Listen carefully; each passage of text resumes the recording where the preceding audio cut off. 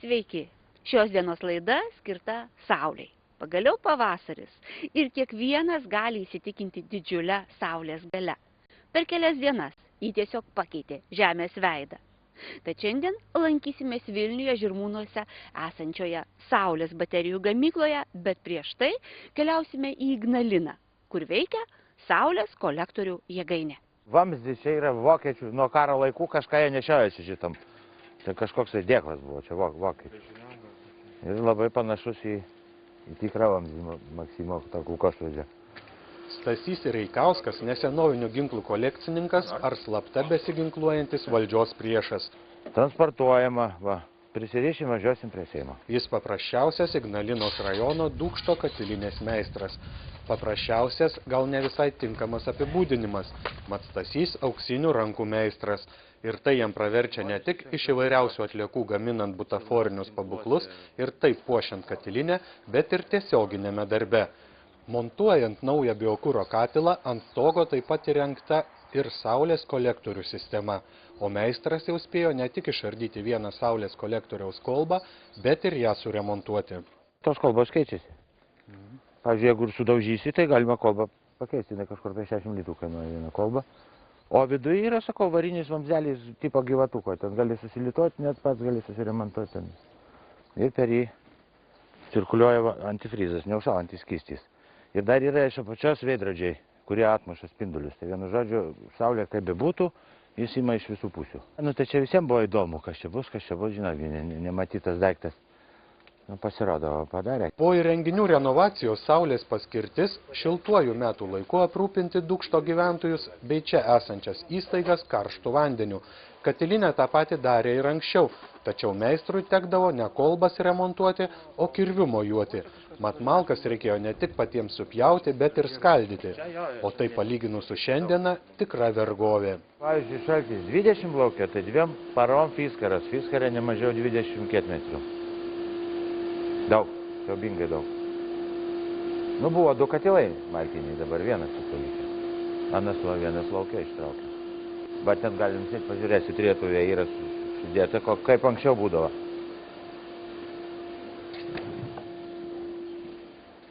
Va, čia tokia buvo gamyba, va tokia va atveža krūva.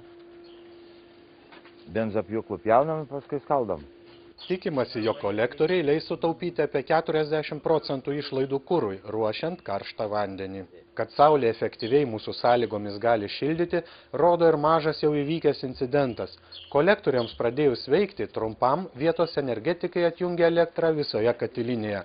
Sustojus siurbliams, temperatūra kolbose labai greitai pasiekė daugiau nei 200 laipsnių karštį. Tad artimiausiu metu katiliniai bus perkamas elektros generatorius, kuris užtikrins, kad tokių avarijų nebenutiktų. Būna plokšteliniai, bet šitie yra, nu, kaip jie pasiteisina geriau, jie įmilesnį energiją geriau paima. Čia naujausias vokiečių išradimas, vokiški yra nekinietiški. Investicijos, o dievuliai saulutė šviečia, už ačiū, kada šviečia. Pasiteisina. Čia, pavyzdžiui, privačiam namui 300 boileriais, aš čia pats paskaičiau, tai va 200 sekcijų pasišildyti vandeniu. Netgi žiemą, saulė jeigu yra, daleiskim, pas mus dabar, kai buvo pavasarį, laukia -10, o pas mus yra iki 50, iki 60, jeigu tik saulė šviečia. Saulės kolektorių sistema užima visą daugiau nei 80 kvadratinių metrų stogo paviršių. Galingumas virš 57 kW.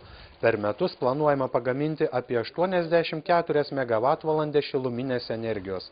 O tokie ir panašus atsinaujinančius išteklius naudojantis įrenginiai leidžia ignaliniečiams tikėtis, jog šilumos kaina rajone bus mažinama arba bent jau nedidės.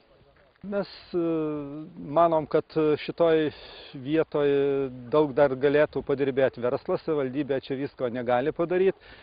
Buvo su iniciatyvom verslininkai dėl vėjo jėgainių, tačiau pastaruoju metu nurimė, gal kažkas nepavyko.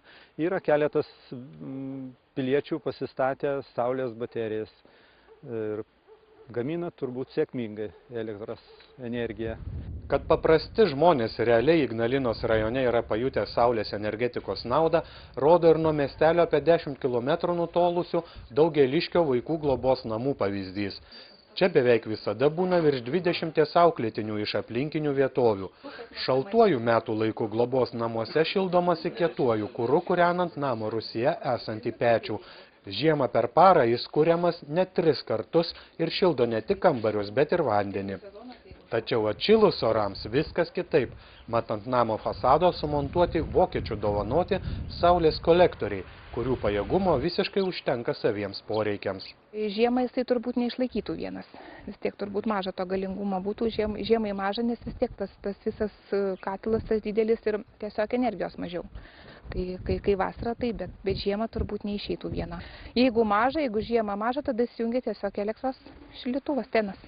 Ir viskas. O žiemą dar šiek tiek mes kūrename malkom ir tiesiog šildymas ir vanduo dar prie to prisideda tas vietinis. Taip kad 3 rūšių šildymas ir vandens šildymas ir tiesiog patalpų šildymas. 3 rūšių tokia, kaip pasakyti, sistema vasara. Tai jisai visą parą 24 valandas jo naudojamės. Galbūt vasarą mažiau ir vaikų būna, nes kiti išvažiuoja atostogauti, tai sakykime, gal kokiai 15-20 žmonių. Tai užtenka. Jeigu šiaip už tą elektrą mokam apie 1000 ir virš, jeigu šiaip tai vis tiek turėtų būti žymiai daugiau, nes vasarą, sakau, tas pašildymas neina, tai tikrai sutaupimas apie 1500 turbūt gal ir būtų. Palyginti su kitais šalies regionais, Ignalinoje saulės spinduliuotė intensyviausia, todėl pasigaminti energijos iš saulės čia be nepalankiausios sąlygos. Tačiau vyriausybei pristabdžius tokių mažųjų jėgainių plėtrą, saulė ir čia sunkiau skinasi kelią. Na, o dabar tema prieš keletą mėnesių tiesiog supriešinusi visą tautą. Elektros energijos gamyba iš saulės. Jei dėl buvusios valdžios biurokratų sprendimo buvo atsiradęs saulės elektrinių bumas, kuris vėliau dingo, susprogo, tai dar nereiškia, kad Lietuvoje nebeturi būti vystoma saulės energetika. Juo labiau, kad čia veikia kelios įmonės, kuriomis gali Lietuva tiesiog didžiuotis. Saulės energetikos plėtra mūsų šalyje aklavietėje. Jau parengtas net vyriausybės projektas, kaip bus kompensuojama mažųjų jėgainių statytojams, kurie dėl pasikeitusios dotavimo tvarkos atsisakys savo ketinimų gaminti elektrą. Lietuvos saulės energijos elementų modulių gamintojai teigia, jog šios ūkio šakos stabdymas jau smogė. Buvo tokia iliuzija, kad kažkiek pirks. Tačiau, reiškia, dabartiniai įstatyminė bazė, dabartiniai įvykiai, visiems žinomi, reiškia, staigus labai. Staigus, reiškia, neapsvarstyti pakeitimai praktiškai sustabdė šitos srities vystymąsi Lietuvoje ir kai bus toliau, sunku pasakyti. Realiai žiūrint, reiškia, saulės energetika gavosi kaip kokia nors šešėlinė ekonomika. Reiškia, mes sulyginame, reiškia, su tokiais žmonėms, kurie norėjo, reiškia, kažkur pasipelnyti, kažką ten tokia. Be abejonės, tam tikra dalis šiek tiek buvo, bet tai leido įstatymai. Niekas, reiškia, piktybiškai to nedarė, tas leido įstatymai. Šiandieninį padaryta ta tvarka, tai tiesiog mūsų nuomonė, jinai ne tai, kad sutvarkė, kaip sako, saulės energetika, bet ją sunaikino Lietuvoje. Nes saulės pakankamai mes turime, nie kiek nemažiau negu vokiečiai, kurie labiausia naudoja, reiškia, saulės energetiką. Daug daugiau negu anglai, kurie pilnu intensyvumu darbą dirba saulės energetikai ir taip toliau. Klausimas ne čia. Kaip žinoma, leidimus eksploatuoti mažąsias saulės jėgaines Lietuvoje jau buvo gavę 14 000 fizinių ir juridinių asmenų. Tačiau šiandien tapo aišku, kad didžioji dalis šių projektų nebus įgyvendinama.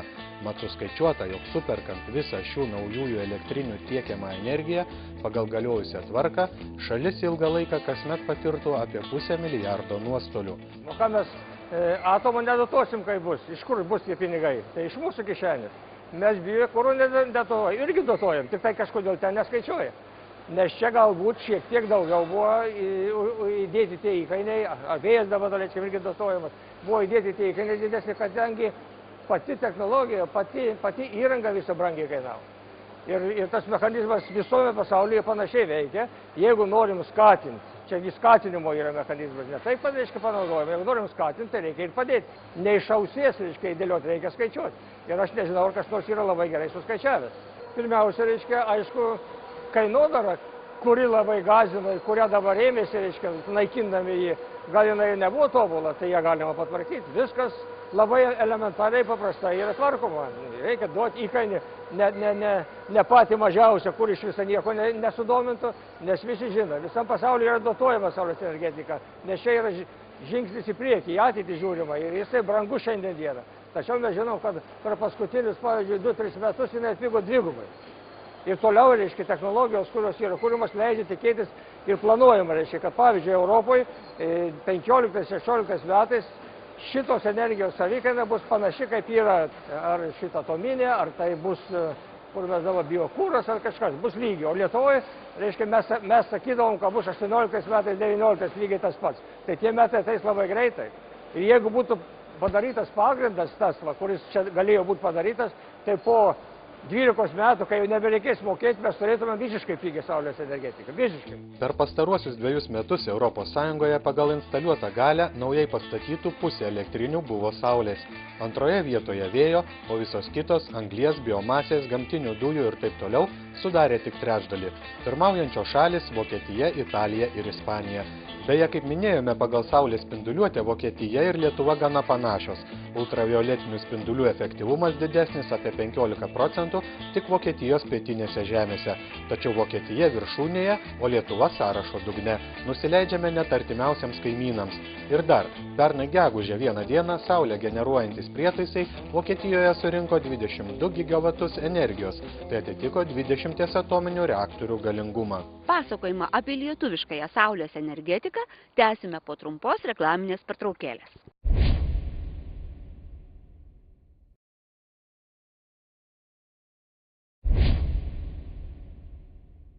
Saulės energija tarsi pažadina visas kitas Žemėje egzistuojančias energijos rūšis. Juk saulės šviesa sukuria biomasę, saulė išjudina oro srautus ir sukelia vėją. Netgi tradicinės energijos ištekliai, akmens anglis ar nafta susiformavo tik dėl saulės. Tad gal geriau naudoti saulės energiją tiesiogiai? Vokietija saulės energetikos lyderė Europos Sąjungoje. Mes paskutiniai. Saulė šviečia ir pas juos, ir pas mus maždaug panašiai. Tai kas lemia, jog čia saulės energetika stabdoma, o tenai skatinama. Manoma, kad įsigaliojus naujai tvarkai, Lietuvoje saulės jėgainių bus statoma ne tūkstančiais, o tik šimtais. O tai tiesiogiai atsilieps saulės energijos elementų modulių gamintojams. Mat tikėtasi, jog prasidėjus masiniai elektrinių statybai bus perkami ir montuojami ne tik kinietiški, bet ir lietuviški, itin aukštos kokybės įrenginiai. Pagrindiniai klientai, aišku, gaila, bet ne Lietuvoje. Tai yra pagrindinė kiekis produkcijos, mūsų įmonės metinis pajėgumas yra 75 MW. Tai yra didelis pakankamai kiekis Lietuvai. Lietuvoje nėra ir nežinau, kada tiek bus suinstaliuota iš viso. Tai mūsų pagrindiniai klientai yra, sakykim taip, pagrindė tai yra Europa, bet sakyčiau ne politiniam žemėlapio prasme, o regioninio žemėlapio prasme. Tai yra Lenkija, Rumunija, Bulgarija, Baltarusija, Ukraina, Rusija, Latvija, Estija. Tai yra tas, kas geografiškai šitam regione yra arti, kadangi iš esmės šitie daiktai jie yra pakankamai jautrus transportavimui, nes tai yra stiklas ir atstumas nėra labai gerai. Lietuvoje yra sakoma, kad tik labai turtingos šalis gali užsimti tokią pramogą kaip saulės energetika. Aš manau, kad artimiausi metai parodys, kad tie žmonės, kurie sako, kad Lietuva yra neturtinga valstybė, kad galėtų užsiiminėti pažangiom technologijom, bus stipriai nuvilti. Mano supratimu, Lietuvai kaip mažai šaliai kaip tik reikia žiūrėti ne į praeitį ir netrypčiot vietoj, o eiti į priekį, rodyti pavyzdį kitoms šalims. Jeigu paimti kokią nors rinkos dalį Lietuvos, tarkim, telekomunikacijos. Telekomunikacijose Lietuva kažkodėl tai nesako, kad mes esam per biedni, kad naudotumės moderniausiais instrumentais, pažangiausiais tinklais, plačiausiu internetu. Kažkodėl tai tas klausimas visiems aiškus. Kodėl energetikoje neturėtų būti taip, kad šiandieną mes turėtume žiūrėti į naujas technologijas, į tai, ką žiūri turtingos pasaulio šalis, tokia, pavyzdžiui, kaip Vokietija. Aš tikrai nemanau, kad vokiečiai nemoka skaičiuoti, jau kas, o vokiečiai moka skaičiuoti. Ir toj vietoj, kad jų šalyje arba jų rinkoje saulės energetika užima labai solidžią vietą, tai mano nuomonė vienas iš pavyzdžių, kad vis dėlto tai yra perspektyva. Kaip tik visiškai neseniai skaičiau Massachusetts technologijos instituto, kuris yra vienas iš vedančiųjų pasaulinių institutų susijusių su naujų technologijų išdirbimu straipsnį, kuriame jie skelbia, 10 technologijų, kurios yra paruoštos vartojimui ir kurios artimiausiu metu pakeis žmonijos gyvenimą ir žmonijos ateitį. Tai antrų numerių tam sąraše yra saulės energetika, būtent fotovoltaik principų, tai yra iš saulės šviesos pasigaminti elektrą. Dabar apie tai, ką klientams siūlo ši elektrą iš saulės gaminančiais įrenginiais prekiaujanti įmonė. Siūlomi moduliai gaminami pagal pačių sukurtą monokristalinio silicio saulės elementų technologiją. Gaminys panaudotas numatytą laiką tampa antrinė žaliava, kuria perdirbus vėl gaunamas tas pats silicis. Pati technologija, kuria yra pastatyta pas mus, yra šveicariška, yra viena iš naujausių technologijų ir jinai leidžia mums gaminti bet kokio tipo gaminius, pradedant nuo standartinio gaminio. Konkrečiai šitas gaminys netgi yra laimėjęs Lietuvos metų gaminio 2011 metų apdovanojimą, kuris iš principo yra taikomas statant didesnės elektrinės, tai yra standartinės išmatavimai, įrėminta konstrukcija, skirta eksploatuoti lauke 25 metus ir daugiau. Tačiau pati gamybos technologija, kurią mes valdome, leidžia mums gaminti ir naujus produktus, tokius kaip antai stiklas moduliai, kurie yra taikomi įvairiausiuose fasadiniuose sprendimuose, integruojant į langus. O šitoje vietoje galiu parodyti paketą, tai yra stiklas modulis, jau inkapsuliuotas į stiklo paketą. Konkrečiai šitas produktas yra gavęs 2012 metų Lietuvos metų gaminio apdovanojimą. Ir iš esmės tai mūsų technologijas leidžia gaminti įvairiausių išmatavimų pagal kliento užsakymą, stiklas, sprendimus fasadams, stogams, oranžerėjoms ir taip toliau. Be jokios abejonės yra ir kitų įvairesnių komponuojančių sprendimų. Tarkim, jeigu šitą produktą žiūrėt, tai čia yra variacija standartinio modulio, kuris yra pritaikytas, sakykime, taip, stoginiam sprendimam, kur reikia šiek tiek šviesos. Iš tikrųjų, tai yra rėminė konstrukcija, tačiau naudojamas skaidrus galinis lakštas tam, kad modulis praleistų šviesą, kartu gaminamas elektros energiją. Įmonė, kurioje šiandien jau 3 pamainomis dirba daugiau nei 60 žmonių, įkurta prieš 4 metus. Produkcija nieko nenusileidžia garsiausiams pasaulio gamintojams. Šie lietuviški saulės moduliai sėkmingai gali veikti 40 ir daugiau metų. Garantija duodama net 25. Ir tai yra dvigubai ilgiau, nei dabar suteikiama itin verslininkų pamėgtiems kinietiškiems gaminiams. Investavus į tokius Lietuvoje sukurtus, o ne į šiek tiek pigesnius įrenginius, saulės elektrą būtų galima išgauti itin konkurencingomis kainomis. Tai yra pusiau automatinė linija, kuri prasideda, sakykim, taip aš vadinu, pilnu robotu, kuriame vyksta būtent, celių litavimas, išdėliojimas, taip vadinamos juostas arba stringus. Čia pilna automatinė kontrolė, viskas yra 10 kartų patikrinama, kol produktas pakliūna ant išdėlioto stiklo. Tada yra šiek tiek rankinio darbo, nes iš principo, mano supratimu, netgi technologijos turi būti draugiškos, ta prasme, kad negalima žmogaus iš vis palikti be darbo. Nes jeigu padaryti pilną robotą, tai tiesiog žmonės irgi turi, sakykim taip, kurti kažką. Tai yra šiek tiek rankų darbo, būtent tai yra galinių kontaktų užbaigimas. Kaip taisyklė, beveik 99% visų pasaulio gamyklų naudoja būtent tokią schemą, kur yra pusiau automatinės linijos, nepilnai automatinės. Tada, tas jau modulis, jisai keliauja į pagrindinę mašiną, kuri šiuo atveju tai yra tiesiog mums didelė dėžė, bet tai yra pagrindinė širdis visos linijos, tai vadinamas laminatorius, kuriame prie specialios temperatūros, vakuume, tam tikrais technologiniais režimais, būtent tas modulis, arba kaip mes vadinam kartais sumuštinis, yra padaromas, suklijuojamas ir iš jo gaunasi jau gatavas produktas, kuris toliau jau, aišku, keliauja į paskutinę stadiją, tai yra jo įrėminimas, dėžutės pajungimas ir natūralu, kas labai svarbu, yra testavimas. Tai yra, kad kiekvienas modulis, jisai iš principo pakliūna į šitą prietaisą, kuris vadinasi saulės simuliatorius.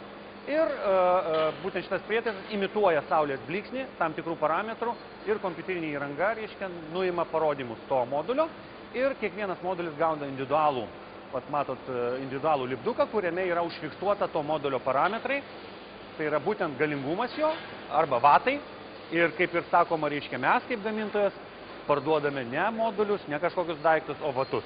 Dar vienas unikalus įrenginys, kurį mūsų įmonė naudoja gamybos procese, tai yra kiekvienos partijos įmamos imtys, tai yra ne visi moduliai, bet tai yra imtys pagal nustatytą metodiką ir mes turim tą vadinamą elektroliuminescencinį testerį, vienintelį regione šiandieną, kuris žemųjų infrared spindulių diapazone padaro nuotrauką pačio modulio. Mes matome štai tokį vaizdą, tai yra kiekviena celė, jinai vizualiai atrodo, kad jinai yra vienalytė, o iš tikrųjų jinai yra ne vienalytė, jinai gali turėti mikroįtrūkimų ir nuo tų mikroįtrūkimų kiekio priklauso, ant kiek tas modulis yra kokybiškas.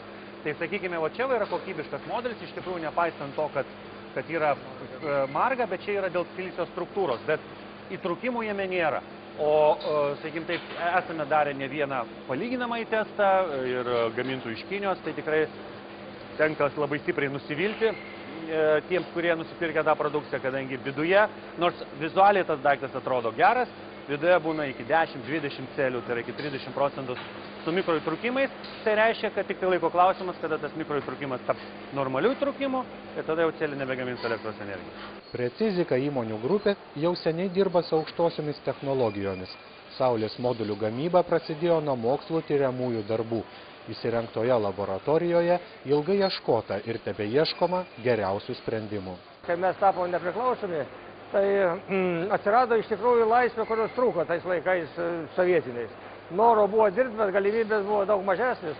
Todėl tas, kas norėjo, iš tikrųjų galėjo padaryti kažką ten tokio, reiškia, o aš buvau iš toks, kuris man buvo įdomu daryti naują. Ir aš ieškojau į naujų įvairiausių sričių ir tokį tikslą turėjau, kad aš mėginu daryti tą, kas Lietuvoje nedaro. Tai yra, kad nebūtų konkurencijos čia didelės ir iš kitos pusės, kad būtų įdomu ir kad būtų galima pakliūti kažkur į pasaulį. Tai atsirado tada draugų ratas, atsirado bendrų tokių pokalbių. Nu ir kažkaip besikalbant kilo tokia mintis, kad mėginam daryti kažką tokio iš saulės energetikos, kadangi įdirbis toks saulės energetikoje jau buvo Lietuvoje. Jau buvo kažkas daroma ir tiesiog, reiškia, žinių buvo žmonių, kurie žinias daro, tai tokiu būdu mes jau įsikabinom. Modulių gamintojų įsitikinimu saulės energetikos priešininkai Lietuvoje masto labai stereotipiškai ir dezinformuoja visuomenę, teigdami, jog gaminti tokią elektrą neapsimoka. Vokietijoje saulės energijos jėgainių suminė instaliuota galia jau siekia 30 gigavatų. Suskaičiuota, jog Lietuvoje taip pat galima būtų pilnai instaliuoti ne 1 gigavatą ir pasiekti atominę energetikai priskiriamą galę. Deja, politikai planuoja tik 10 megavatų galę iš saulės energijos. Saulės energetikos temą tęsime ir kitoje laidoje, o dabar viktorinos puslapis. Praėjusioje laidoje skambėjo štai toks klausimas, kaip vadinasi garbingiausias Lietuvos energetikams suteikiamas apdovanojimas. Teisingas atsakymas – Lietuvos garbės energetiko vardas. Ir teisingai atsakė tikrai nuolatinis mūsų žiūrovas Aringas Švedas. Jam atitenka prizas – savaitės leidinio mėnesio prenumerata. Skelbiame naują klausimą. Kiek šiluminės energijos sukuria dūkšte esanti saulės kolektorinė? Primename, kad pirmasis teisingai atsakęs gaus nuolatinį mūsų prizą – savaitės leidinio prenumeratą mėnesiui. O visi atsakiusieji keliaus į finalą ekologiškam šaldytuvui snaigė A++ laimėti. Tad laukiame jūsų atsakymų ir iki susitikimo kitą šeštadienį.